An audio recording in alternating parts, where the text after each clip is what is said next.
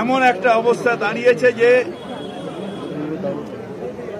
Driver মানে সে খুনি হয়ে যাচ্ছে, অ্যাক্সিডেন্ট মানে অ্যাক্সিডেন্টালি অর্থাৎ ভুলবশত বা অনিচ্ছাকৃত, সেখানে 10 বছর সাজা করবে। ড্রাইভারকে ইন্স্যুরেন্স করতে হবে, কিন্তু ট্রাক মালিকদের থার্ড পার্টি ইন্স্যুরেন্স থাকে।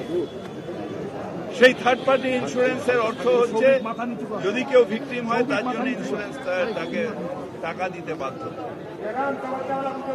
চলছিল ঠিক মতো, হঠাৎ কিছু বিজ্ঞ অমিত শাহজির মতো তারা এই অগণতান্ত্রিক কিছু বিল পাস করেছে। এরপরে আরো একটা একটা করে বেরোবে। আইপিসি ঠিকই ছিল, নাম দিয়ে দিতে, তুমি তো সব জায়গায় নাম চেঞ্জ করো, নেতাজির নাম চেঞ্জ করে শ্যামাপ্রসাদ দিয়ে দিচ্ছ, মুজাফফরনগর চেঞ্জ করছো, এলাহাবাদ চেঞ্জ করছো, যেখানে একটা নামটা চেঞ্জ করে দিতে।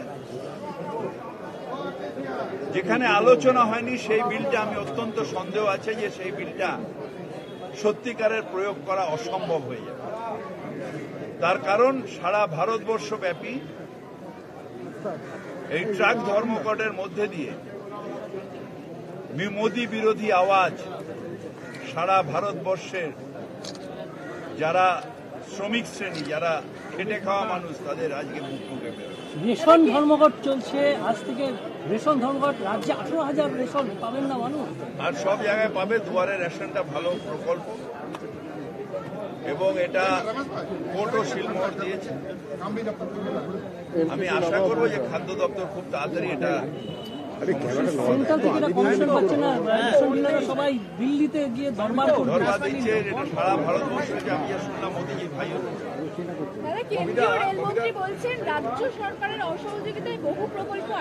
রাজ্য সরকার কতগুলো প্রকল্প দিয়েছে, গড়িয়াহাট থেকে নিয়ে বেহালা থেকে সব প্রকল্পে কয়েক হাজার কোটি টাকা। কেন্দ্রের রেল প্রকল্পে আমরা মকুব করে দিয়েছি। তারপরেও মেট্রো রেলের প্রকল্পে দেরি কেন? কেন টাকা দিতে এত অনীহা? অ্যাক্সিডেন্টে টাকা আটকে রেখে দিয়েছ, আবাসনের টাকা আটকে রেখে দিয়েছ, রেলের টাকা দিচ্ছ না বলে প্রজেক্টগুলো দেরি হচ্ছে এবং তার কস্ট বেড়ে যাচ্ছে। এটা কার স্বার্থে করছো? আমরা বুলডোজার চালিয়ে অত্যাচার করিয়ে কোনো জমি নেব না। আমরা কথা বলে, আমি নিজেও অনেক জায়গায় কথা বলেছি, মমতা ব্যানার্জি আমায় দায়িত্ব দিয়েছিলেন, কথা বলে যেরকম দক্ষিণেশ্বর, ওই পাড়া, নোয়াপাড়া, এই সব জায়গায় আমি ক্লিয়ার করিয়েছি। আরো যেগুলো কল্যাণী বাইপাস, এগুলো সব আমরা ক্লিয়ার করিয়েছি। সুতরাং আমরা যেখানে করছি সেখানে করছো না কেন? যেগুলো ক্লিয়ার হয়ে গেছে সেগুলোতে কাজ করছো না কেন? কোথাও 1 ফুট দাঁড়িয়ে বসে রয়েছে, ওইটা নিয়ে রেলমন্ত্রী বক্তব্য রাখছে। যেখানে কিলোমিটার ক্লিয়ার আছে সেখানে কাজ হচ্ছে না। এয়ারপোর্ট মেট্রো দেরি হচ্ছে কেন? গড়িয়া মেট্রো দেরি হচ্ছে কেন? এই মেট্রো এত স্লো মুভিং কেন? সব মেট্রো কেন? বোবাজার আন্ডারগ্রাউন্ড মেট্রো এত দেরি করছো কেন? মোদিজির ডেট পাচ্ছ না, তাই তো রেডি হয়ে রয়েছে।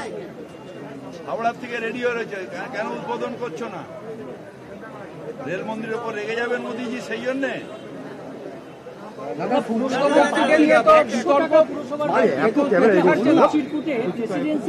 যেটা অন্যায় হচ্ছে সেটা হচ্ছে যে যারা এগুলো করছে তারা অন্যায় করছে, পুলিশের ব্যবস্থা নেবে। আমি অলরেডি সেদিন বলে দিয়েছি। প্রেসিডেন্সি জেলের সামনে চিড়িয়াখানার দর্শনার্থীরা ছিল, আমি বলি অত বড় জায়গা আছে ওখানে তোমরা ঢোকাও, আর তার উপরে যারা ইলিগাল পার্কিং করছে তাদের এগেন্সটে শক্ত ব্যবস্থা। বিতর্ক শেষ হচ্ছে না, আবার পশ্চিম মেদিনীপুর নেতৃবৃন্দকে ডেকে পাঠানো হয়েছে, যেখানে উচ্চ আর আদার্স নেতারা এই বিষয়টা কিছু জানে না। সুব্রত বক্সিকে নিয়ে আবার বিতর্ক। अरे इतना सामने चला जाएगा तो मैं हाथ कहाँ रखूँगा? पीछे हाँ पीछे आ जाओ। हाँ चलो चलो आगे चले जाओगे तो हाथ आगे के ऊपर ही चलेगा।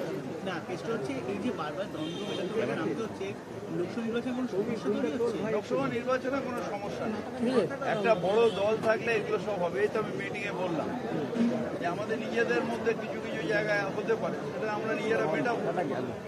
সেটা নিয়ে দ্বন্দ্ব কেন ফেলবো? উনি পার্টির প্রেসিডেন্ট, উনি এই কাজটা করবেন। আমার যদি কোনো অন্যায় থাকে আমাকে ডেকে বলবেন উনি, এটাই তো স্বাভাবিক। দলের সভাপতি কি করবে? কাজ করবে না? এই কাজটাই তো তার, যে সবাইকে ডেকে বোঝানো, সবাইকে সংঘবদ্ধ রাখা, একসাথে রাখা, সবাই মিলে মমতা ব্যানার্জির নেতৃত্বে যাতে আমরা সবাই একত্রিত হই, সেটা এটার মধ্যে আপনারা অন্যায়টা কোথায় দেখছেন?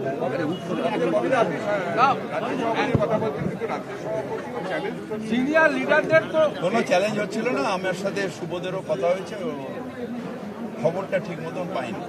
সিনিয়র লিডারদেরকে অন্ধকারে রাখা হচ্ছে। কেন বলছেন এই কথা, তার শব্দচয়ন ঠিক নেই। মানে আমি বলছি যে আমার মনে হয় কোনো জায়গায় যাচ্ছে না, মমতা বন্দ্যোপাধ্যায় শেষ কথা। আরেকটা লাস্ট